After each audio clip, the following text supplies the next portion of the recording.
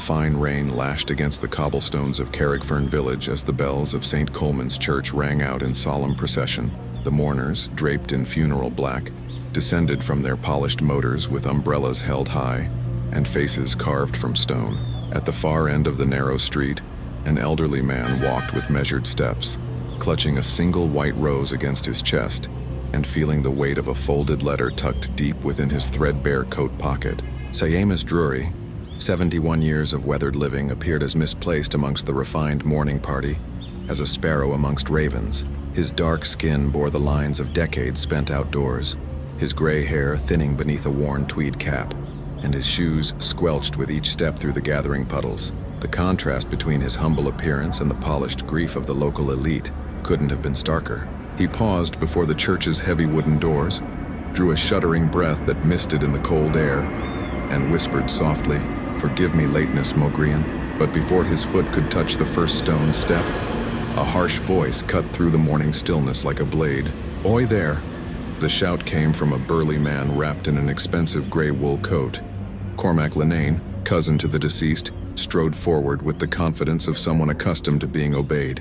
His face was flushed with both cold and indignation. "This ceremony is private, old man. Mrs. Cleodina doesn't want any uninvited guests disturbing the proceedings." Seamus lifted his eyes slowly, the white rose trembling slightly in his grasp. "I've only come to pay me respects, sir. Nothing more than that." "Respects?" Cormac's laugh was sharp and cruel. "She didn't even know who you were, you understand? Now move along before I call the gardee." Without warning, he placed a firm hand against Seamus's chest and pushed, not violently but with enough force to send the older man stumbling backward. The white rose slipped from Seamus's fingers and fell onto the wet stones, its pristine petals immediately darkened by the rain. Several onlookers turned their heads, some with embarrassment, others with curious whispers. A small child tugged at her mother's black coat and asked in that penetrating way children do, "Ma'am, why are they being mean to the old man?" The silence that followed was suffocating. It pressed down on the gathered mourners like a weight, heavy with unspoken questions and uncomfortable truths. Seamus said nothing in response to the child's innocent inquiry. Instead, he bent slowly, his joints protesting, and retrieved the fallen rose. He brought it to his lips in a gesture so tender, it made several women look away, then lifted his eyes toward the church's interior, where warm candlelight flickered through the partially open doors. There, resting on the altar amongst elaborate floral arrangements and burning candles, sat an ornate oak coffin. Above it, a professionally framed photograph displayed a woman of perhaps 40 years. Beautiful, successful, with intelligent eyes and a confident smile. Sorcha Cleodina Linnane, businesswoman, philanthropist, beloved mother. To the eyes of Carrickfern and beyond, she had been the very picture of perfection. A woman who had everything life could offer. Only Seamus knew what that radiant smile had hidden from the world. Before turning away from the church steps, he withdrew the crumpled letter from his coat pocket. His weathered hands shook slightly as he approached the young porter standing beside the entrance. If she ever left anything behind, anything at all with the name Drury written on it, you tell them the man from the letter came to pay his respects. The porter, a lad of no more than 20 with kind eyes, frowned in confusion, but nodded silently. He watched as Seamus tucked the letter back into his coat and disappeared into the gray mist that seemed to swallow the village whole. What none of them noticed, not Cormac with his righteous indignation, not the whispering mourners, not even the porter, was the young woman observing everything from the church's side gallery. Ellen Cleodina, daughter of the deceased, had seen it all unfold from her position near the stained glass window of St. Bridget, and she recognized that face. She had seen it before, though she couldn't quite place where or when. But something about the old man's eyes, the way he had looked at her mother's photograph with such profound love and loss, stirred a memory deep within her mind. As the funeral service began, and the priest's voice echoed through the ancient stone walls, Ellen found herself unable to concentrate on the prayers or the eulogies. Instead, her thoughts kept returning to the weathered face of Seamus Drury and the single white rose that had fallen in the rain. The morning after the funeral arrived with the kind of pale Irish sunshine that made everything appear washed clean. Though the ache in Ellen's chest remained as heavy as the storm clouds of the previous day, she found herself standing in the doorway of her mother's cottage on the outskirts of Carrickfern, keys trembling in her hand as she struggled with the simple act of turning the lock. Inside, the house still smelled of her mother's lavender soap and the faint aroma of turf from the fireplace. Everything remained exactly as Sorcia had left it. The half-finished cup of tea on the kitchen table, reading glasses folded atop yesterday's Irish Independent, a cardigan draped over the back of her favorite chair. It was as if she had simply stepped out for a moment and would return any minute with that warm smile and a story about the neighbors. Ellen made her way to the sitting room where her mother's ancient sewing box sat in its usual place beside the window. It was a habit from childhood. Whenever life became overwhelming, Sorcia would retreat to her needlework, claiming that some secrets ought to be hidden in the right fabric, not spoken in the wrong words. Her fingers had always moved with such precision, creating beautiful things from scraps that others might have discarded. The wooden box opened with a familiar creak, releasing the comforting scent of cotton and old wood. Inside lay the usual treasures: spools of thread in every color imaginable, pearl buttons sorted by size, silver thimbles worn smooth by years of use, and scraps of fabric carefully folded and labeled. But as Ellen lifted the top tray, something caught her eye that she had never noticed before. Nestled beneath layers of silk remnants was a christening gown, folded with extraordinary care and wrapped in tissue paper that had yellowed with age. The garment itself was exquisite, hand-sewn Irish lace with tiny pearl buttons and delicate embroidery that must have taken months to complete. But it was what she found sewn into the lining that made her breath catch in her throat. In her mother's unmistakable script, embroidered in silver thread so fine it was almost invisible, were the words, "For the man who never let me fall." Ellen sank into her mother's chair, turning the christening gown over in her hands. The phrase made no sense, or perhaps it made too much sense in a way that frightened her. She had never seen this garment before, never heard her mother mention it.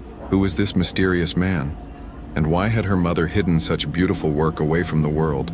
Meanwhile, 40 kilometers away in the Ballinasloe retirement home, Seamus Drury sat on his narrow bed, holding a photograph frame with no glass and edges worn smooth by decades of handling. The picture was actually a newspaper clipping, yellowed and fragile. Businesswoman Sorcia Lanán Awards, scholarships to underprivileged students in Galway. Beside it, attached with aging sellotape, was a handwritten note on paper so thin it was nearly transparent. "She's doing exactly what you would have done, Papa." The handwriting was different from the note he carried in his coat. Younger, more hurried. Written by someone who had wanted to share good news but hadn't known how. Seamus traced the edges of the newspaper clipping with one weathered finger, his eyes focusing on the photograph of Sorcia presenting a check to a young student. She had been perhaps 35 then, radiant with purpose and joy. What the newspaper hadn't reported, what no one except Seamus knew, was that she had discovered who he was years before her death. But something, or someone, had prevented her from reaching out. He remembered the day he had seen her for the first time as an adult, cleaning the floors of the university library where she had come to research funding opportunities for her charity work. She had stopped in the middle of the corridor, staring at him with an expression he couldn't quite read. Recognition, fear, love. He had wanted to speak, had opened his mouth to say her name, but she had turned and walked away, leaving him with his mop and bucket and a heart that felt like it might stop beating altogether. Back in Carrickfern, Ellen decided she needed answers. That evening, she brought the christening gown to her grandmother's house, the imposing Georgian manor where Fiona Linnane held court over the family's reputation, like a general commanding troops. The older woman was taking her evening tea in the drawing room, surrounded by portraits of stern-faced ancestors and enough mahogany furniture to stock a museum. "Grandmother," Ellen began carefully, settling into the chair across from Fiona, "I found something in Mother's sewing box. This beautiful christening gown with an inscription I don't understand." Fiona barely glanced up from her china cup. "Your mother was always creating fanciful things.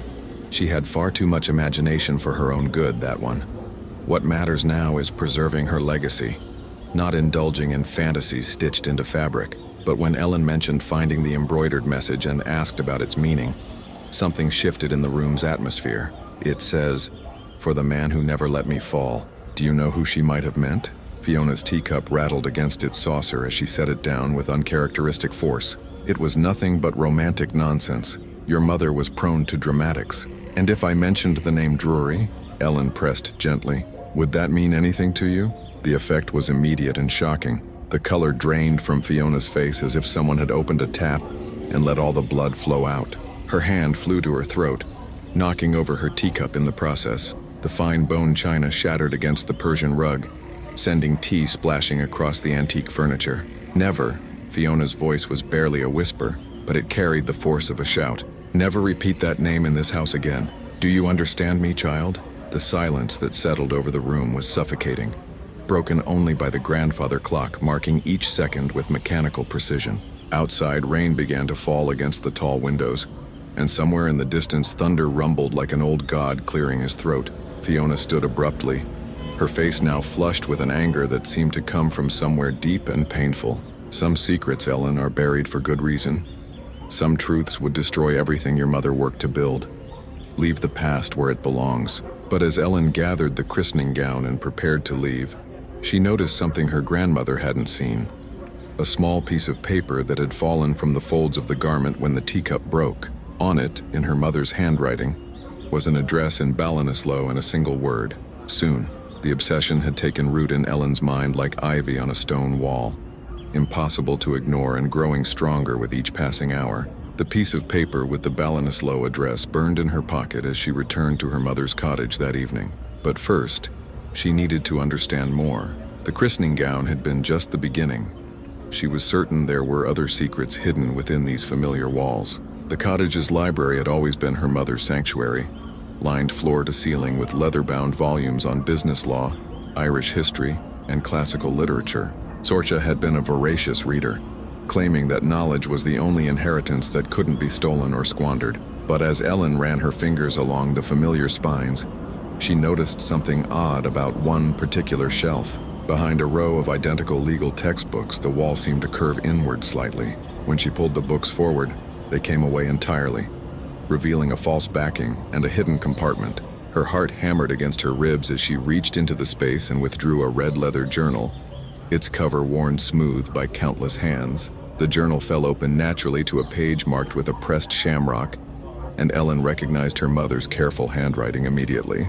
But the words that greeted her were unlike anything she had ever seen from the composed, controlled woman she had known. If you are reading this, my darling daughter, it means that everything I tried to hide has finally destroyed me from the inside out. Ellen's hands began to shake as she continued reading, each word pulling her deeper into a story she had never imagined possible. There are meetings I cannot speak of in the square at Lochry where the old market used to be.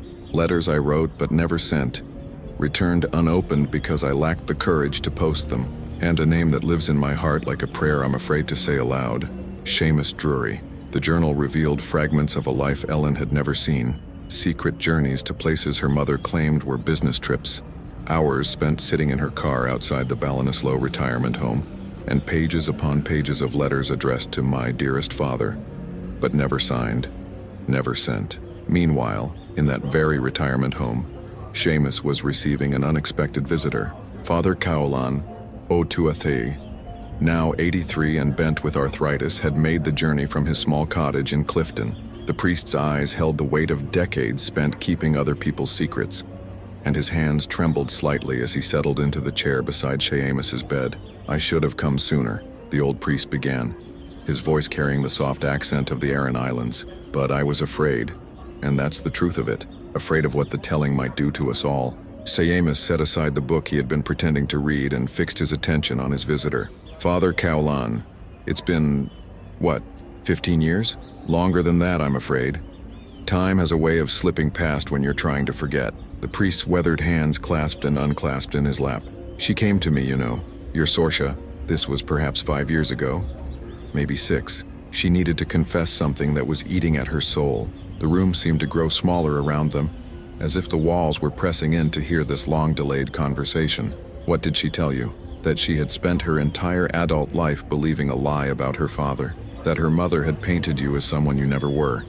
Dangerous, unstable, someone who had abandoned his family without a backward glance. Father Cowlan's voice dropped to barely above a whisper, but she had begun to discover the truth. About the money you sent for her education, about the times you tried to see her, about why you really left. Seamus closed his eyes, and for a moment he looked every one of his 71 years. Did she forgive me for not fighting harder? She wanted to ask you that herself. But her mother, Fiona Linnane, is a formidable woman with powerful connections. When word reached her about Sorcha's inquiries, I was quietly transferred from the parish. My replacement was instructed to discourage any further complications. The old priest reached into his coat and withdrew a folded piece of paper. She gave me this to hold, in case something happened to her. Said if she couldn't find the courage to face you while she lived, perhaps someone else could carry her words after she was gone. Seamus accepted the paper with hands that shook like autumn leaves, but before he could unfold it, Father Cowlan placed a gentle hand on his arm. She loved you, Seamus, but she didn't know how to love you in front of the eyes of a world that had taught her to be ashamed. Back in the cottage, Ellen had reached a passage in the diary that made her heart stop entirely. If something should happen to me, my daughter needs to know the truth. In the safe behind the mirror in my bedroom, use the date of our picnic on Inish Moor as the combination. Everything is there. Every letter I was too frightened to send. Every photograph I was too ashamed to display. Every document that proves what kind of man my father really was. And perhaps, my forgiveness for all the years we lost. Ellen looked up at the bedroom wall where an ornate mirror hung, its silvered surface reflecting the last light of evening. She had walked past it thousands of times without ever noticing the slight gap between the frame and the wall. Her fingers found the hidden latch, and the mirror swung aside to reveal a small electronic safe. The date of the Inishmore picnic. She remembered it clearly because it had been one of the few times her mother had seemed truly, completely happy. They had taken the ferry from Rossaville and spent the day exploring the ancient stone forts, eating sandwiches on the cliffs while dolphins played in the waters below. July 15th, 2018. The safe opened with a soft electronic beep, and inside Ellen found a manila folder, a small brass key with the number 104 engraved on its surface, and a sealed envelope marked with red wax. The envelope bore an address written in her mother's careful script, S. Drury, to be delivered only in the event of my death. She held the envelope against her chest, feeling the weight of secrets that had shaped her entire life without her knowledge. The brass key felt warm in her palm, and she noticed it had a small tag attached with twine.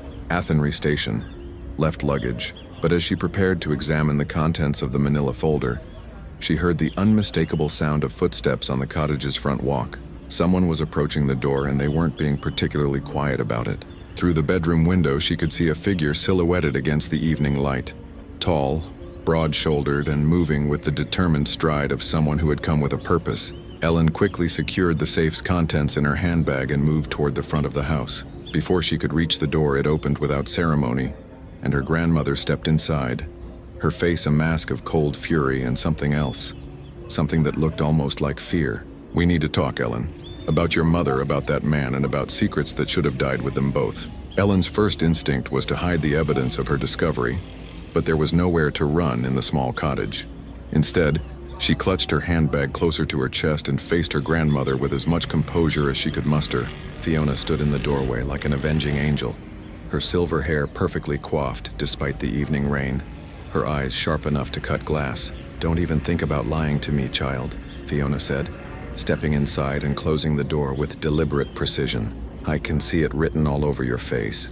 You found something, haven't you? Something your mother should have destroyed years ago."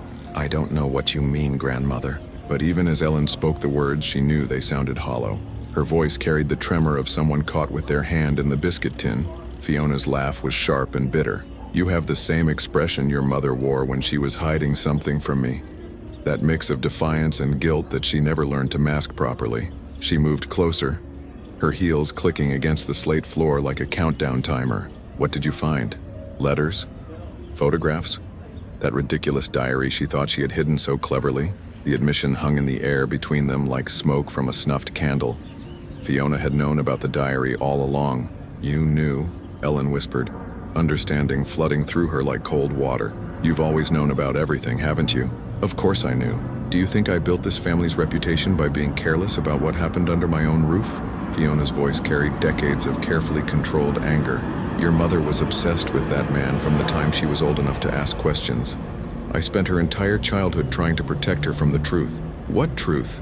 Ellen demanded, her own anger beginning to surface. That she had a father who loved her? That there was someone in this world who cared about her without expecting anything in return? Loved her?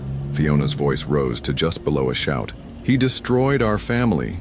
He turned my daughter against me, made her question everything I had worked to build. She was supposed to marry well, continue the family legacy, not waste her time pining after some..." She stopped herself, But the unfinished words hung heavy in the air. Ellen felt something cold and hard settle in her stomach. Somewhat, grandmother? Say it. But Fiona had regained her composure, smoothing down her skirt with hands that barely trembled. It doesn't matter now. What matters is that you stop this foolishness before you destroy everything your mother achieved. Her charity work, her standing in the community, the respect people had for her. All of it will crumble if you start digging up ancient history. Maybe it should crumble if it was built on lies. The slap came so quickly that Ellen didn't see it coming. The sound echoed through the cottage like a gunshot, and her cheek burned with the force of it. Fiona had never raised a hand to her before, had barely raised her voice in Ellen's presence. The shock of it was almost worse than the physical pain. "You ungrateful child," Fiona hissed. "After everything I've done to protect this family, to give you opportunities that girl from nowhere ever dreamed of, you would throw it all away for what? Some romantic notion about a man who abandoned his responsibilities?" Ellen touched her burning cheek, but her voice remained steady. "He didn't abandon anything. You drove him away, didn't you? Just like you're trying to drive me away from the truth now." The two women stared at each other across the small room. Generations of secrets and lies and carefully constructed facades hanging between them like a spider's web. Finally, Fiona spoke, her voice now dangerously quiet. "If you pursue this, Ellen, if you drag our family name through the mud for the sake of satisfying your curiosity, you will find yourself with nothing. No inheritance, no family, no support of any kind. I will see to it that every door in this county closes to you." "Then that's a risk I'll have to take." Fiona studied her granddaughter's face for a long moment, perhaps seeing for the first time the steel that Sorcia had passed down, the determination that no amount of threats could break. Finally, she turned toward the door. "Your mother spent her last years consumed by guilt and regret over choices that could never be changed. I suppose it's fitting that her daughter should follow the same path." She paused with her hand on the doorknob. "But remember, child, some truths destroy more than they heal, and once you know them, you can never unknow them again." After Fiona left, Ellen sat alone in the cottage for nearly an hour, her cheeks still stinging and her mind reeling. But gradually, her resolve hardened. Whatever secrets her family had kept, whatever lies they had told, she was going to uncover them all. The next morning, she took the early train to Athenry, the brass key burning like a coal in her pocket. The railway station was busier than she had expected, full of commuters and tourists and the general bustle of people with places to be. The left luggage area was tucked away in a corner near the newsstand, rows of small lockers secured with combination locks and keys. Locker 104 was in the third row from the bottom, unremarkable except for the small scratch in the paint that might have been made by nervous fingers. Ellen inserted the key with hands that shook only slightly, and the door swung open to reveal a small wooden box and another envelope. The box was carved from what looked like bog oak, its surface smooth and dark with age. Inside, nestled in faded velvet, were bank receipts spanning nearly 15 years. Every month, like clockwork, a payment from something called Emerald Educational Trust had been made to University College Galway. The amount covered not just tuition but books, housing, and living expenses. At the bottom of each receipt, in careful handwriting, was a signature: S. Drury, Trustee. Ellen sank onto a nearby bench, the receipts scattered across her lap like fallen leaves. Her entire education, the degree that had opened doors, the opportunities that had shaped her life, the financial security that had allowed her to pursue her dreams without the burden of debt, all of it had been paid for by the man her family had forbidden from attending her mother's funeral, the man they claimed didn't know she existed, the man who, according to every story she had been told, had never cared enough to stay. She looked at the envelope that had been stored with the receipts. Unlike the sealed letter addressed to Seamus, this one bore her own name in her mother's handwriting. Inside was a single sheet of paper with just a few lines. "My dearest Ellen, if you are reading this, it means you have found the courage I never had. Your grandfather is a good man who made mistakes he has spent a lifetime trying to correct. The money was never meant to be a secret. It was meant to be a bridge. Forgive us both for burning it down before you could cross it. All my love always, ma'am." As Ellen sat in the busy railway station, surrounded by the sounds of ordinary life continuing around her, she felt the last pieces of her old understanding crumble away. Everything she had believed about her family, about her life, about the very foundation of who she was, had been built on carefully constructed lies. And somewhere in Ballinasloe, An old man who had loved her from afar for her entire life had no idea that his secret was finally coming to light. The journey back to Carrickfern passed in a blur of countryside and racing thoughts. Ellen sat in the back of the bus with the wooden box cradled in her lap like a sleeping child, her mind struggling to process the magnitude of what she had discovered. The rhythmic rumble of the engine and the gentle sway of the vehicle did nothing to calm the storm raging inside her chest. Why had her mother never told her? How many conversations had they shared about money, about university, about the future, while this enormous secret sat between them like an invisible wall? How many times had Ellen complained about student loans or worried about expenses, never knowing that someone, a stranger who was not a stranger, had already taken care of everything? But perhaps most painfully, who had prevented Seamus from being part of her life? Who had decided that his love could only be expressed through anonymous bank transfers and silent observation from the shadows? When the bus pulled into Carrickfern's small station, Ellen walked home slowly, dreading the conversation she knew she had to have with herself. The cottage felt different now, as if the very walls were whispering secrets she was only beginning to understand. She locked the door behind her and went straight to her mother's bedroom, where the envelope addressed to S. Drury waited like a loaded gun. Her hands trembled as she broke the red wax seal. The letter inside was written on her mother's personal stationery, the paper cream-colored with a small embossed shamrock in the corner. The handwriting was shakier than usual, as if written during a time of great emotional distress. "Papa," it began, and Ellen's heart clenched at the simple intimacy of that word. "I know that I have not been fair to you. I have spent half my life believing the lies that were told about you, and the other half trying to mend them in silence. When I saw you for the first time at the university library, cleaning the floors where I walked in my expensive shoes, I thought, who is this man who weeps when he looks at me? When I discovered who you were, I broke apart inside. I have tried to come to you so many times, but Ma'am stops me with cutting words and invented stories. She tells me you are dangerous, that you abandoned us, that you want money or recognition or some other selfish thing. But I have seen your bank statements, Papa. I know what you sacrificed to give my daughter opportunities I never even knew she needed. I watch you sometimes from my car outside the retirement home. I see how you sit by the window, how you read the newspaper stories about my charity work, how you smile when children play in the garden. You are not the monster she painted in my mind for 30 years. I'm not brave enough to walk through your door and say these words to your face, but I need you to know, I am proud to be your daughter. I am proud that your goodness lives in my child, even if she doesn't know where it comes from. I am proud that when the world tried to make you bitter, you chose love instead. If you are reading this, it means I have run out of time to ask for your forgiveness in person.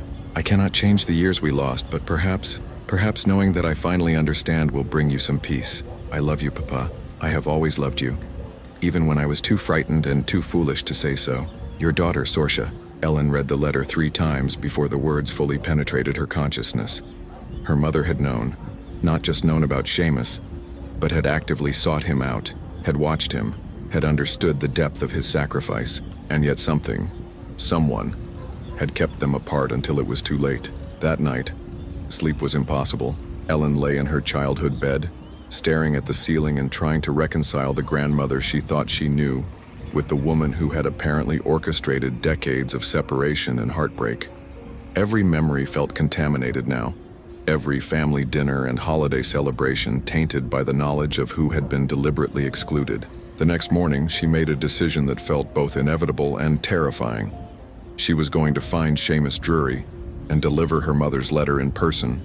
She was going to look into the eyes of the man who had loved her family from the shadows and tell him that his sacrifices had not gone unnoticed. The drive to Ballinasloe took 45 minutes through rolling countryside that reminded her of every postcard ever sent from Ireland. Stone walls divided emerald fields where sheep grazed contentedly, and the ancient round towers of monasteries pierced the sky like fingers pointing toward heaven. It should have been beautiful, but Ellen could barely see any of it through the haze of her own anxiety.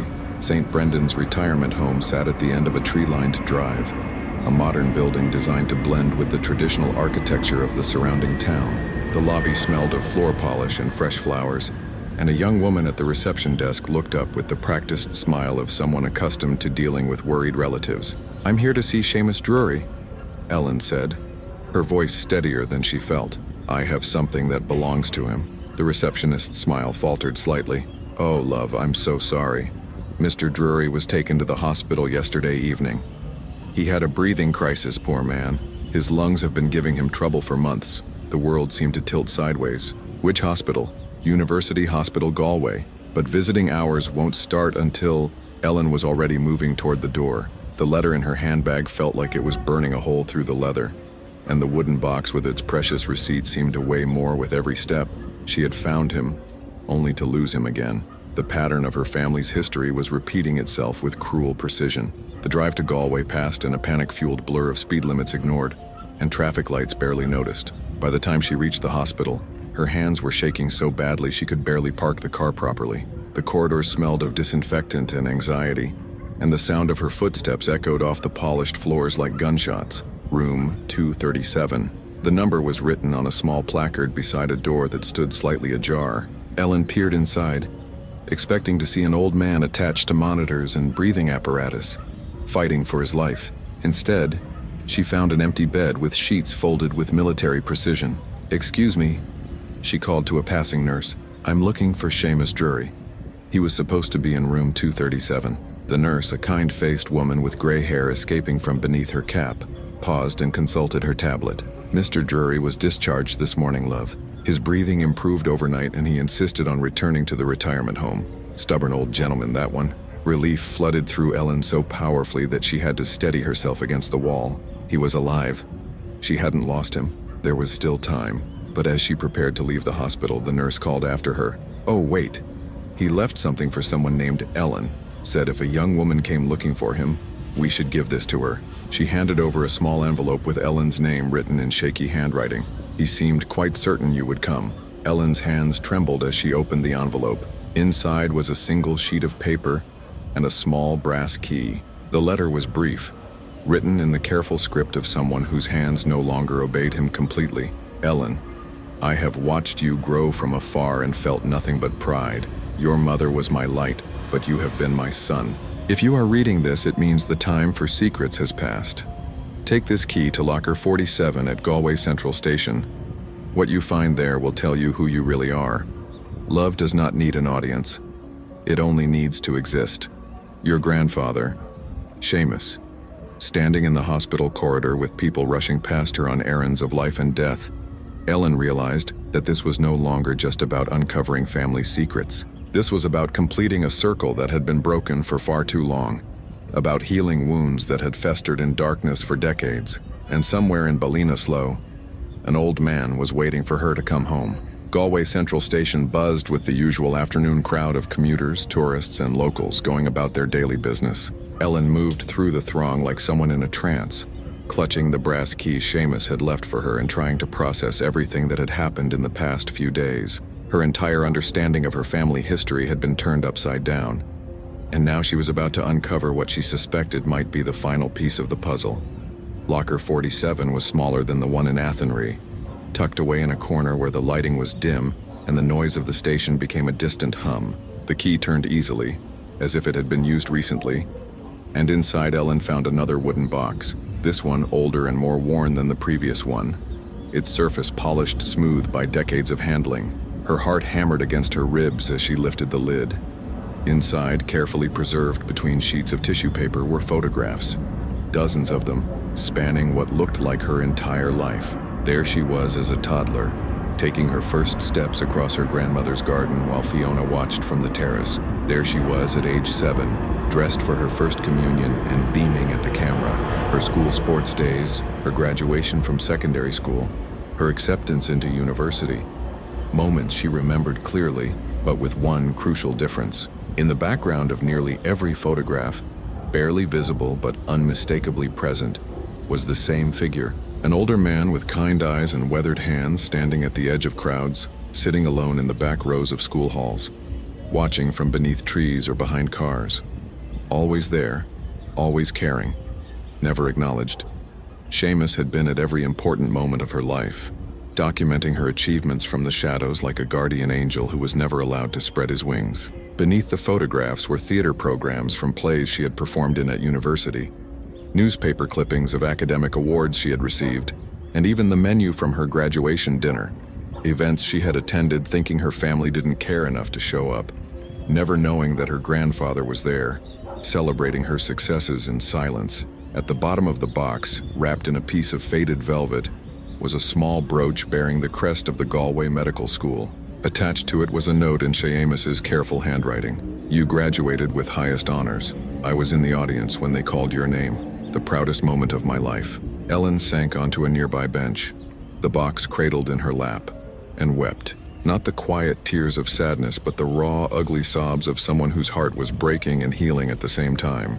Commuters walked past her with the practiced indifference of people accustomed to public displays of emotion, but she couldn't have cared less about their opinions. Her grandfather, and yes, she was finally ready to claim that relationship, had loved her with a devotion that was both heartbreaking and beautiful. He had been there for every triumph and milestone, not as an intruder or a threat, but as a man who simply wanted to witness the growth of the child he was forbidden to know. When she finally composed herself enough to function, Ellen carefully repacked the photographs and made her way back to her car.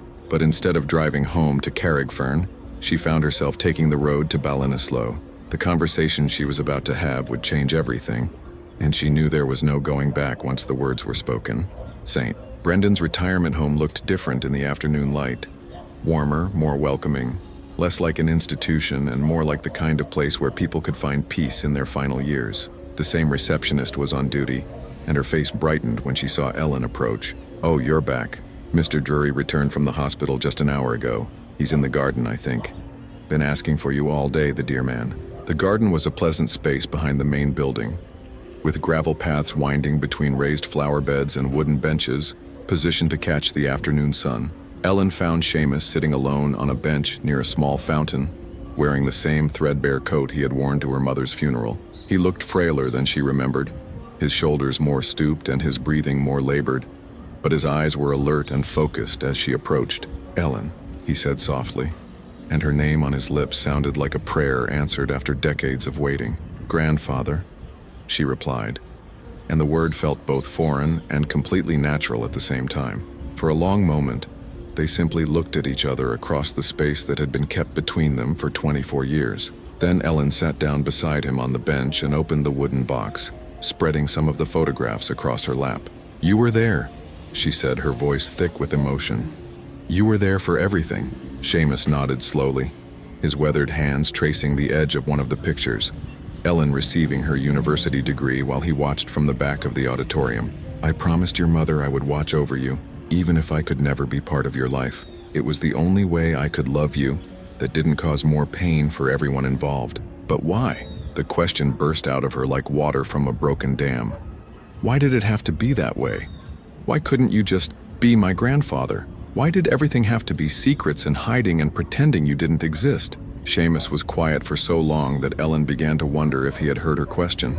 When he finally spoke, his voice carried the weight of years of carefully guarded pain. "Your grandmother is not an evil woman, child, but she is a frightened one. When your mother was born, the world was different than it is now. A woman like Fiona, with her position in society, her reputation to maintain, having a daughter with a man like me was not just scandalous. It was dangerous, for both of them. A man like you?" Ellen felt her anger begin to rise. "What's wrong with a man like you?" "Nothing and everything, depending on who you ask." Seamus smiled sadly. "I was poor, uneducated, and the wrong color for the circles your grandmother moved in. When Sorcia was born, Fiona made a choice to protect her daughter the only way she knew how, by erasing me from the story entirely. But that wasn't her choice to make, wasn't it?" Seamus looked at her with eyes that held no bitterness, only resignation. "Look at the life your mother had, the opportunities she was given, the respect she earned. Look at the life you've had, the education you received, the doors that were opened for you. Would any of that have been possible if the world had known who your grandfather really was?" Ellen stared at him, feeling the foundations of her anger begin to shift and crack. "You're defending her. After everything she did to keep you away from us, you're actually defending her." "I'm accepting the truth of what was, not fighting the reality of what should have been." Seamus reached over and gently touched one of the photographs. "Love isn't always about being present, Ellen. Sometimes it's about stepping back so the people you care about can flourish without the burden of your baggage. That's not fair to you. Fairness is a luxury not everyone can afford, child. But love is something we can choose to give freely. regardless of whether it's convenient or acknowledged or reciprocated in the way we might hope. They sat in comfortable silence for a while, watching the late afternoon light filter through the trees and listening to the gentle splash of water in the fountain. Finally, Ellen reached into her handbag and withdrew her mother's letter, the one addressed to S. Drury in her own hand. "She wrote this for you," she said, holding out the envelope. "Before she died, she wanted you to know that she understood, that she forgave you, and that she was proud to be your daughter." Seamus took the letter with hands that shook like autumn leaves, but he didn't open it immediately. Instead, he held it against his chest and closed his eyes, as if trying to absorb whatever love and forgiveness it might contain through the paper itself. "Read it to me," he said finally. "My eyes aren't what they used to be, and I want to hear her voice in yours." So Ellen read her mother's words aloud in the quiet garden, her voice carrying across the space between them like a bridge finally being built after decades of separation. And when she finished, both of them were crying, not from sadness, but from the relief of finally being able to love each other without shame or secrecy. "She forgave me," Seamus whispered, and for the first time since Ellen had met him, he looked truly at peace. 3 weeks after Ellen's tearful reunion with Seamus in the garden of St. Brendan's, the old man passed away peacefully in his sleep. The official cause was respiratory failure, but those who knew him understood that Seamus Drury had simply decided it was time to rest. He had lived to see his granddaughter's face, to hear his daughter's forgiveness read aloud, and to know that the love he had carried in silence for decades had not been in vain. The funeral was meant to be a small affair, just the staff from the retirement home, a few residents who had become friends, and Ellen herself. But news of Seamus's death had reached Fiona Linnane, and with it came a decision that would change everything. Standing in the solicitor's office in Galway 3 days after the funeral, Ellen listened in stunned silence as Mr. Brendan Fitzgerald read aloud the contents of her mother's will. The document she thought she knew contained a provision that had been sealed until Seamus's death, a final gift from Sorcia to the father she had never been brave enough to reconcile with while he lived. "I hereby acknowledge Seamus Drury as my beloved father and direct that upon his death, the full contents of my private correspondence with him, including this amended will, be made public record. Let it be known that the finest man I ever knew loved his family from the shadows, and let his sacrifice finally be recognized by the community that shunned him." The solicitor looked up from the document with the expression of someone who had seen many family secrets but few quite this explosive. "The will also establishes the Seamus Drury Memorial Fund for educational support, to be funded by the sale of the Linnane estate properties. Your grandmother, Mrs. Fiona Linnane, contests this provision naturally." Within hours of the will's contents becoming public record, the story had spread through Carrickfern like wildfire through dry turf. The local newspaper, the Connaught Tribune, led with the headline, "Secret Grandfather, Local Heiress Leaves Fortune to Acknowledge Hidden Family Truth." Radio stations picked up the story, then the national media, and finally the international press found the tale irresistible. A wealthy Irish family's decades-long cover-up, a grandfather's silent love, and a posthumous revelation that challenged everything the community thought it knew. The reaction was swift and divisive. In O'Sullivan's pub on Main Street, heated arguments broke out between those who defended the Linnane family's right to privacy and those who saw the story as evidence of the class prejudices that still infected Irish society. Mrs. Nora Keating, who had known Sorcia since childhood, told anyone who would listen that some secrets are kept for good reason, and this poor girl is destroying her mother's memory for the sake of ancient grievances. But others disagreed.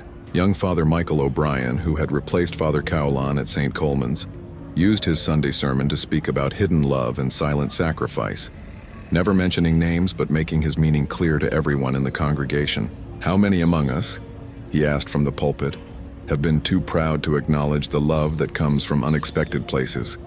How many have chosen reputation over truth, comfort over courage?" Fiona Linnane, meanwhile, had barricaded herself in the Georgian manner with her solicitors and refused all requests for comment. But the pressure of public attention and the legal challenge to her granddaughter's inheritance finally forced her into the open.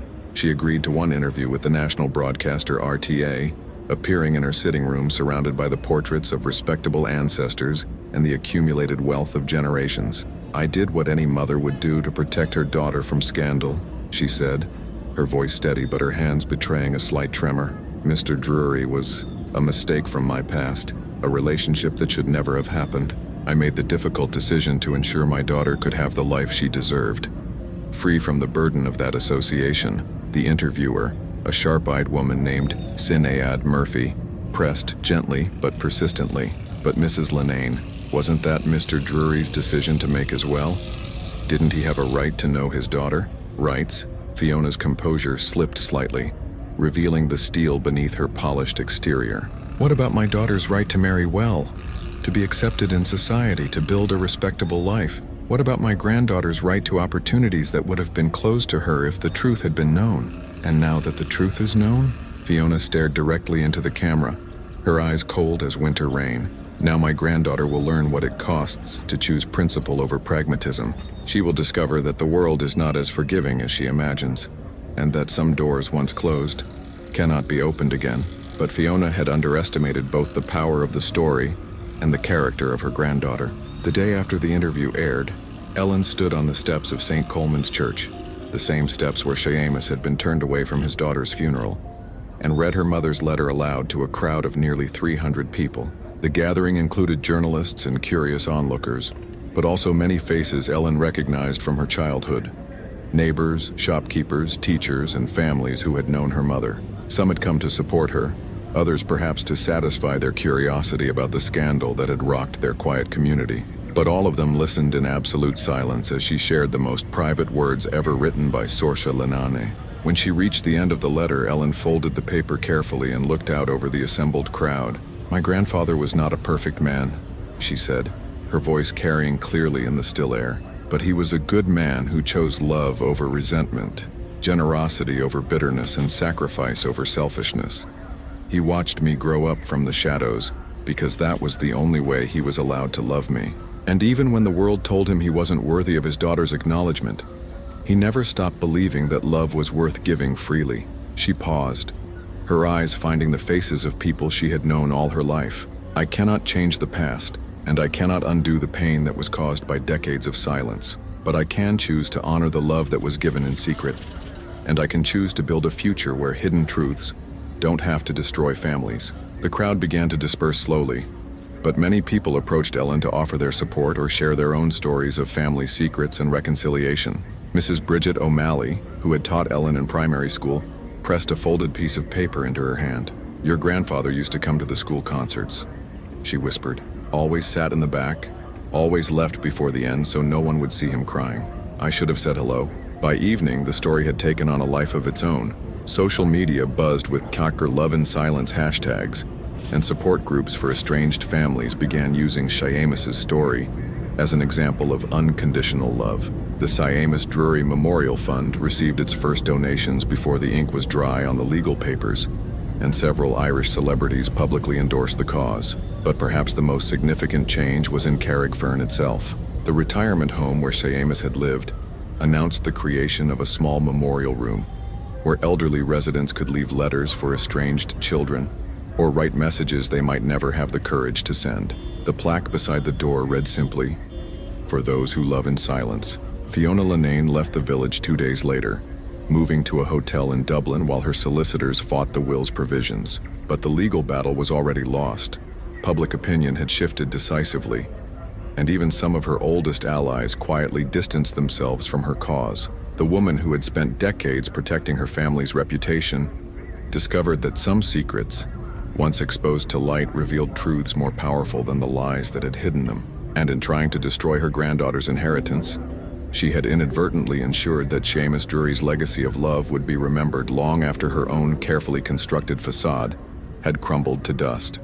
2 years had passed since the revelation that shook Carrickfern to its foundations, and the village had settled into a new rhythm of understanding. The Seamus Drury Memorial Fund had grown beyond anyone's expectations, providing educational support to dozens of young people whose circumstances might otherwise have limited their opportunities. The fund's office occupied a small building on Main Street, with a simple bronze plaque that read, "In memory of a man who proved that love needs no audience." Ellen had graduated from medical school with highest honors, just as her grandfather had witnessed from the back of the auditorium years earlier. But this time, the graduation ceremony held a bittersweet poignancy. As she walked across the stage to receive her diploma, she clutched a small locket containing Seamus's photograph, a treasure she had discovered among his few possessions after his death. The auditorium was filled with proud families, but Ellen's eyes were drawn to an empty seat in the back row, where she imagined her grandfather might have sat, watching with the quiet joy he had carried through decades of separation. Her grandmother Fiona had not attended, had not even acknowledged the achievement, but the absence felt less painful now than it might have once. After the ceremony, Ellen drove alone to the small cemetery outside Ballinasloe, where Seamus rested beneath a simple headstone. The inscription they had chosen together during his final weeks read, "Seamus Drury, he loved in silence." The words were stark and beautiful in their simplicity, conveying more truth than the elaborate memorials that surrounded them. She sat on the grass beside his grave, still wearing her graduation gown, and opened the leather portfolio she had brought with her. Inside were the final pages of her mother's diary, entries she had discovered only recently, hidden in a place so obvious she had overlooked them for months. "Grandfather," she said aloud, feeling only slightly self-conscious about speaking to the headstone, "I found the rest of Mother's writings. I think you should hear what she really thought about everything that happened." The entry was dated just 3 weeks before Sorcia's death, written in the shaky handwriting of someone whose strength was failing, but whose resolve remained strong. "I have been thinking about courage lately, and how different it looks depending on where you stand. I used to think Mam was brave for protecting me from scandal, for building walls high enough to keep out the whispers and judgment, but now I understand that the real courage belonged to Papa, who chose to love us anyway. He could have disappeared entirely when Mam made it clear he wasn't welcome. He could have moved away, started fresh somewhere else, forgotten about the daughter who was forbidden to acknowledge him. Instead, he stayed close enough to care for us, far enough away to avoid causing pain. That wasn't cowardice. That was the deepest kind of bravery. Ellen is graduating next month, and I know he will be there, watching from whatever shadows he can find. I wish I had the strength to walk over to him, to thank him publicly for everything he has given us, but I am still too much my mother's daughter, too afraid of what people might think, too caught up in maintaining the image we have built. If something happens to me before I find the courage to make this right, I hope someone will tell him that I understand now. Love isn't always about grand gestures or public declarations. Sometimes love is about showing up consistently, year after year, asking for nothing in return except the knowledge that the people you care about are thriving. He taught me that without ever saying a word. Ellen's voice broke slightly as she read those final lines, but she continued to the end of the entry. I want Ellen to know who her grandfather really was. Not the man Mam described in whispered warnings, but the man who chose grace over resentment, generosity over bitterness, hope over despair. If she learns nothing else from my mistakes, I hope she learns that love given freely is never wasted, even when it's never acknowledged. The late afternoon sun slanted through the cemetery's ancient trees, casting long shadows across the weathered headstones. Ellen folded the diary pages carefully and tucked them back into the portfolio, then reached into her bag for something else, a small bundle wrapped in tissue paper. Inside was the white rose she had preserved from the day of her mother's funeral, now dried and fragile but still holding its shape. She had kept it all this time, first without knowing why, then as a symbol of the love that had been present but unrecognized at that terrible gathering. I brought you this, she said, placing the rose against the headstone. It's from the day you came to say goodbye to Mother, the day they wouldn't let you through the door. Her voice grew stronger as she continued, but you were there, and that mattered. You were always there, and that was enough. As she prepared to leave the cemetery, Ellen felt a presence beside her and turned to find a young woman about her own age, holding a small child by the hand. The woman's face was familiar in a way that suggested distant family connection, and she approached with the hesitant air of someone who wasn't sure of her welcome. "Excuse me," the woman said softly, her accent carrying the lilting cadence of County Clare. "Are you Ellen Cleodna? I'm Sarah Drury. Seamus was my granduncle. I've been wanting to meet you since the story came out in the papers." Ellen felt her breath catch. Another branch of the family tree she had never known existed. Another connection to the grandfather she had found so late. "Sarah, yes, I'm Ellen. I had no idea Seamus had other family. Not many of us left," Sarah said with a sad smile. "But those of us who are still here, we remember him as a good man who carried a lot of sorrow. When we read about what he did for you and your mother, well, it made perfect sense. That was exactly the kind of thing he would do. The little boy, Sarah's son, judging by the resemblance, had been examining the headstone with the intense curiosity of a 4-year-old.